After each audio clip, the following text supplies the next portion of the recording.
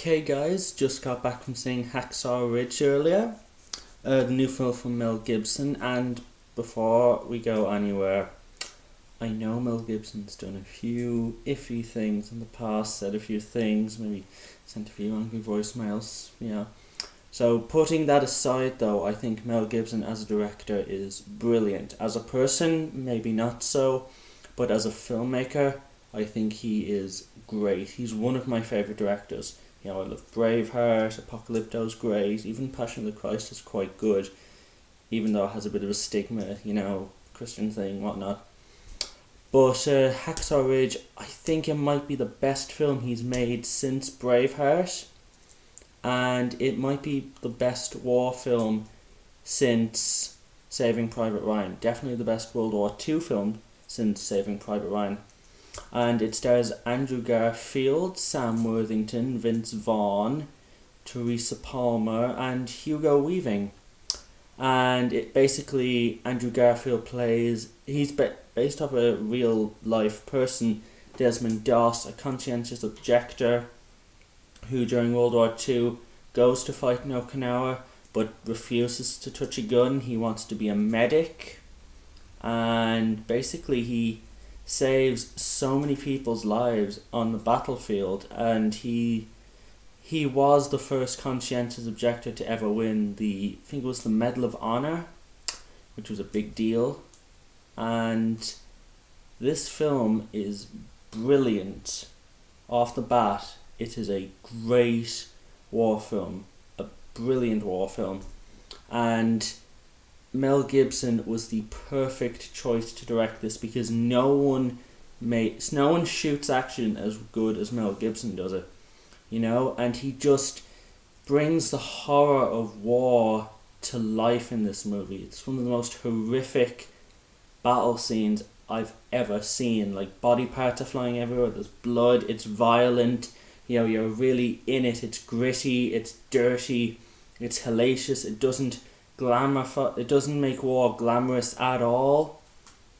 And what I also loved was how the final part of the film, the battle scenes towards the end, are so dark and twisted and gritty, but the beginning, it's very sort of light-hearted. There's a lot of light-hearted moments, especially the romance between Andrew Garfield's character and Teresa Palmer's character. It's very somewhat sugar-coated in a way, but it's very sweet, and the opening it's funny and light-hearted, which is a great juxtaposition to what the film ultimately becomes, which is a disturbing war film, almost nightmarish.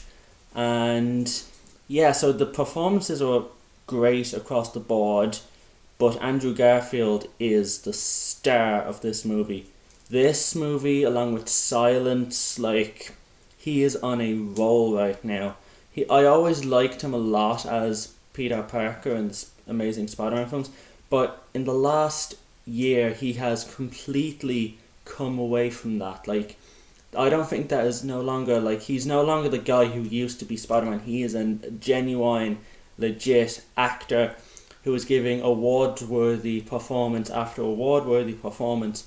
I think this is the film that's going to get him the Oscar nomination that he deserves, not Silence, because I think the two characters he plays in this film, Desmond Doss in Hacksaw Ridge and further Christian, I don't know, I can't remember his character's name in Silence, but his character in Silence, they're both somewhat similar in the fact that they're both very strong believers in Christianity, so it's a very faith-based role, so I think one takes away from the other, so that's why I think this is the more Oscar worthy of the performances. I think it's slightly better even, because the character feels a lot more human.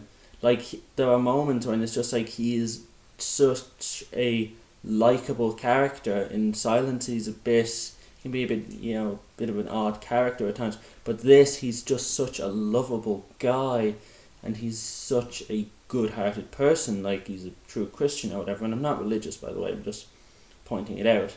But I think this is the better of the performances. I like this performance a little bit more.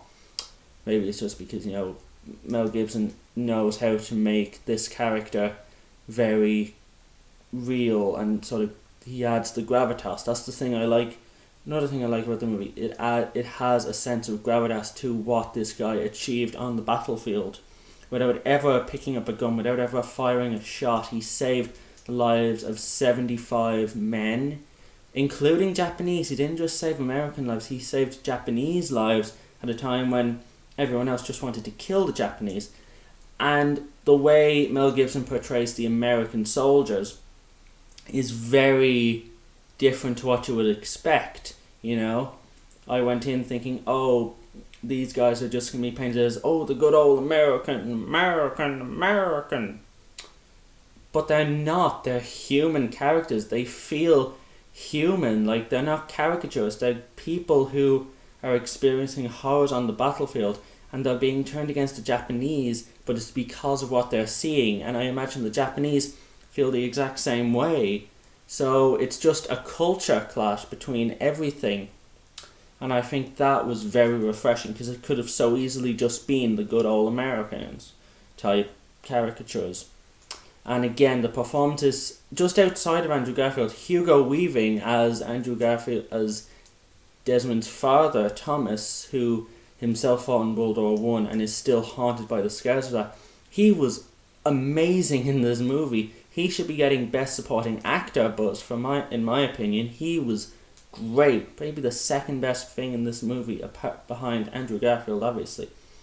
But he was just so good and such a complex character, and Hugo Weaving did a really good job of bringing that character to life and making him feel both sympathetic and not sympathetic. Like, there's moments you don't like the guy, but there's also moments you feel such sympathy for him, and I think it takes a great actor like Hugo Weaving to bring that out in any sort of character. And another thing that really surprised me was there's a few actors in this movie where I have criticised them in the past for not being very good. Vince Vaughn, Sam Worthington, Luke Bracey from the terrible Point Break remake is in this movie, and all of them are really, really good. He got a great performance out of Sam Worthington, who was the original Jai Courtney.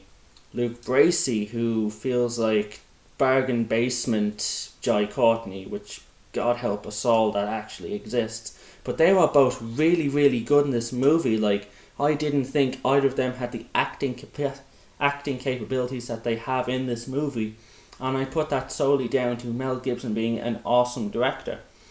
And even Vince Vaughn was genuinely funny in this movie. I didn't think it was possible. Mel Gibson made Vince Vaughn funny again. Vince Vaughn hasn't been funny in forever.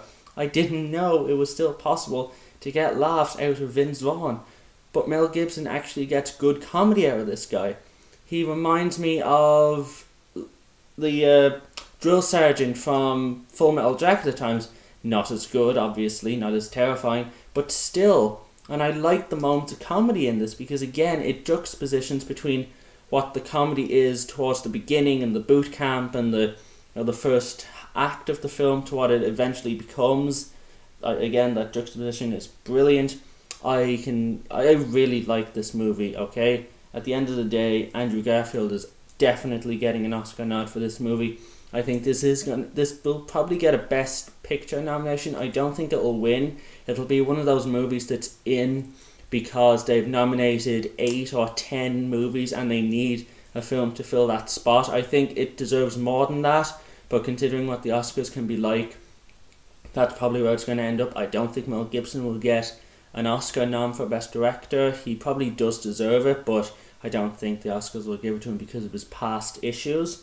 I think him getting the Golden Globe nomination was brilliant. Like, that is a victory in itself, but I don't think the Oscars will be as accepting of Mel Gibson. I think he's still kind of blacklisted in a way.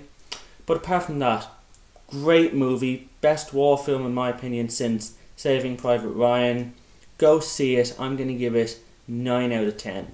And if you like this video, you can click you can click like and comment if you want, and just subscribe to Macho Movie Man. I will see you soon.